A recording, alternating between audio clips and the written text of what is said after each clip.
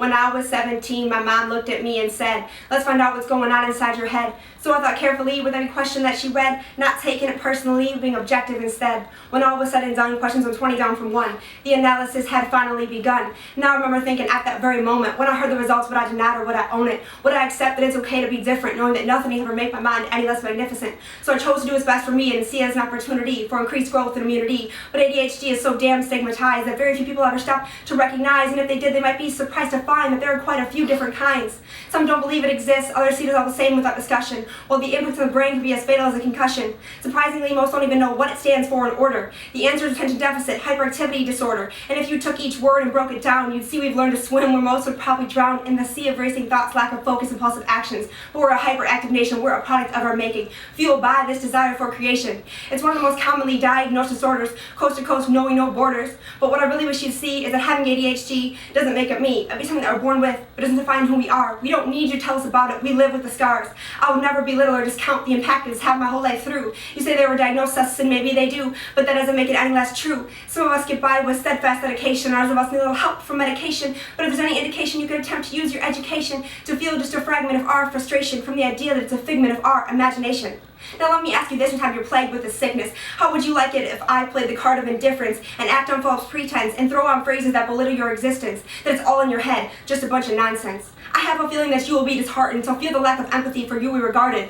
Some of us may take advantage, most of us just want to not be taken for granted. We don't need anything handed. The heart of the matter comes down to the way we are wired, the activity in our brain, they call it ring of fire, so many hot spots to correspond to the overflow of thoughts. We don't want to be condescended on to or treated like an issue, but just take into account how your words may have felt when you deemed we had the say in the hand we were dealt, or worse, when you invalidated altogether when luck of the draw is unpredictable as the weather and we deserve better. Some of you sit there with your straight face and your judging stares. You try to care about the trials and tribulations that we endure. Well, maybe you're the ones that are just a little bit insecure. At least we have a reason and explanation so far for why we are the way we are. Well, you, on the other hand, can always make sense of what's going on inside your cortex. So instead you project that confusion towards us. Now I press the issue, not a means to dish you. I'm here to make the effort to understand you. Then you can go on your way and act accordingly, because at this point it makes no difference if you're supporting me. I just want an end to the scoffs and the behind-the-back talks. The problem we now face with being taken seriously is that college students are popping psychostimulants religiously to pass classes and ace exams on the daily. It tells everyone deserves a chance to do well and a right to be smart. But we came into this world deficient from the start. So to get where many of you are, we've had to work about twice as hard, but don't let the words obscure. These meds are not a cure. They just allow us to continue learning and relieve a little bit of the burden in our lives to continue living and learning. If you finally have the guts to reflect internally, you may come to find that your brain too isn't scot-free.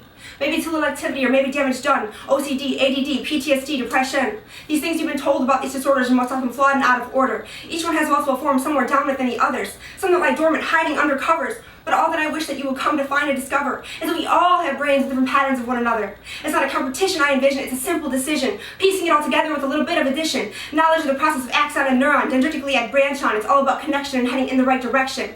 Living through experiencing, allow your minds to grow and treating ourselves right. To become the best version possible with a little insight. Remember, change your brain and you can change your life.